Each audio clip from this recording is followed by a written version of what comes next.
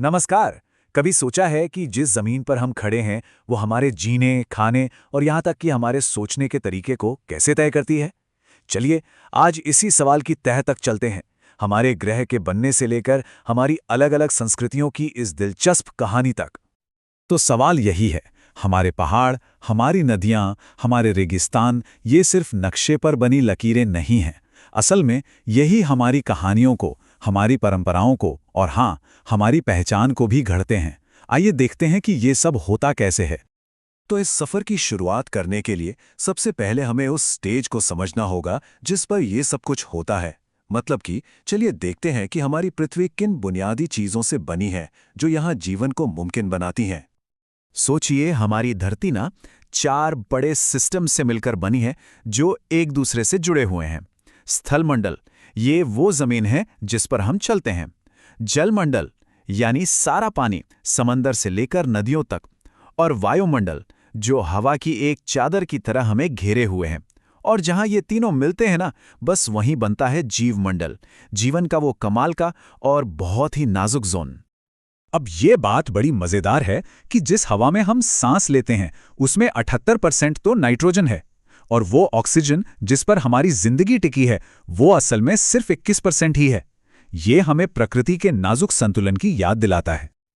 और असली जादू तो यहीं होता है, बस इसी पतली सी कीमती परत में जिसे हम जीव मंडल कहते हैं। जमीन, पानी और हवा एक साथ आते हैं और जीवन को पनपने का मौका देते हैं।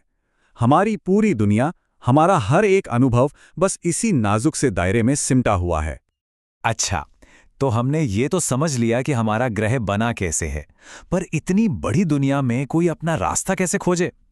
इसका जवाब एक बहुत ही स्मार्ट सिस्टम में छिपा है जो हमें धरती पर किसी भी जगह का पता बता सकता है।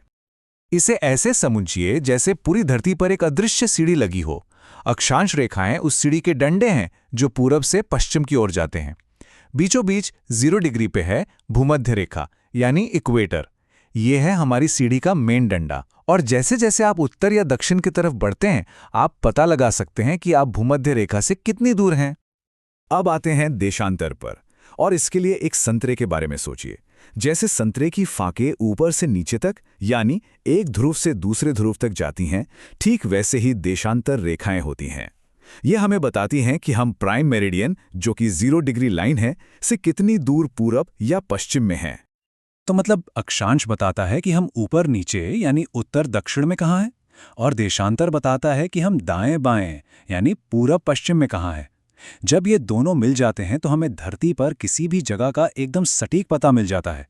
कह सकते हैं कि एक तरह का ग्लोबल जीपीएस है जो सदियों से इस्तेमाल होता आ रहा है। लेकिन बात सिर्फ नक्शे पर लकीरों की नहीं है। ये तो वो अदृश्य धागे हैं जो हमारी पूरी जिंदगी को, हमारी संस्कृति को और हमारे जीने के तरीके को बुनते हैं। चलिए अब पता लगाते हैं कि कैसे एक छोटा सा पता किसी की पूरी दुनिया को बदल सकता है। देखिए ये कनेक्शन कितना सीधा और कितना गहरा है। आप ग्लोब पर कहाँ हैं, इससे तय होती है वहां की जलवायु और वहां मिलने वाले संसाधन। और फिर इन्हीं चीजों से तय होता है कि लोग क्या खाएंगे, क्या पहनेंगे और क्या काम करेंगे। मतलब भूगोल हमारी जिंदगी की कहानी लिखता है। चलिए इसका एक बढ़िया उदाहरण अपने ही देश भारत में देखते हैं। एक तरफ है लद्दाख, एकदम ठंडा, सूखा, पहाड़ी रेगिस्तान। यहाँ की मुश्किल जलवायु की वजह से लोग भेड़ों पर निर्भर हैं ताकि उन्हें गर्म पश्मीना ऊन मिल सके। और दूसरी तरफ है केरला, गर्म नमी वाला तटीय इलाका जो मसालों की खेती के लिए दुनिया भर में मशहूर है।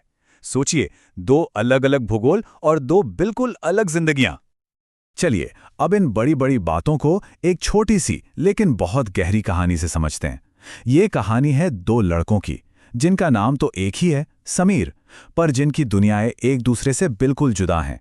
और ये कहानी दिखाती है कि कैसे हमारा भूगोल और हमारी परिस्थितियां हमें एक दूसरे से अलग कर सकती हैं। कहानी की शुरुआत होती है शहर के एक बिजी ट्रैफिक सिग्नल पर। एक लड़का है, समीर 1, जो साइकिल पर स्कूल जा रहा है, और वहीं दूसरा लड़का है, समीर 2, जो नंगे पैर गाड़ियों के बीच भाग भाग कर अखबार बेच रहा है। बस एक पल के लिए उनकी दुनियाएं टकराती हैं। जब अखबार बेचने वाला समीर साइकिल वाले समीर से हिंदी में बात करता है तो वो चौंक जाता है। वो पूछता है, मतलब आपको हिंदी आती है?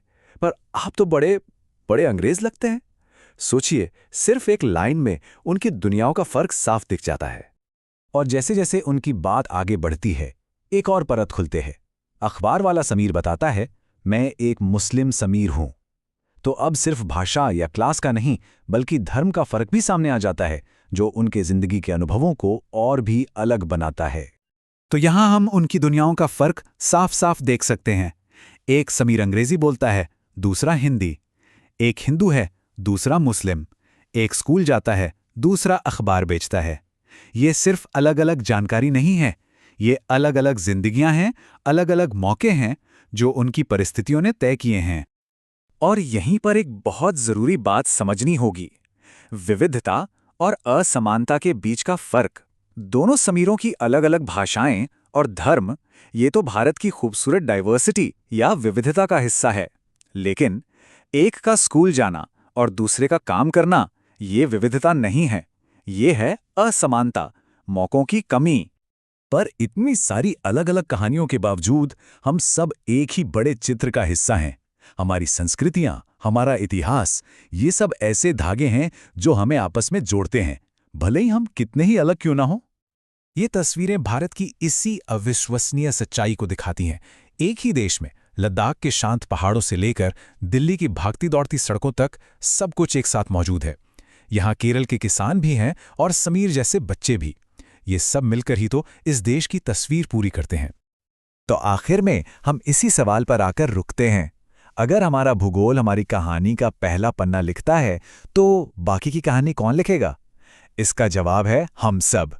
हमारी जिम्मेदारी है कि हम इन फर्कों को पाटें और एक ऐसा भविष्य बनाएं जहां हर समीर को, चाहे वो कहीं भी हो, अपनी कहानी लिखने का पूरा पूरा मौका मिले।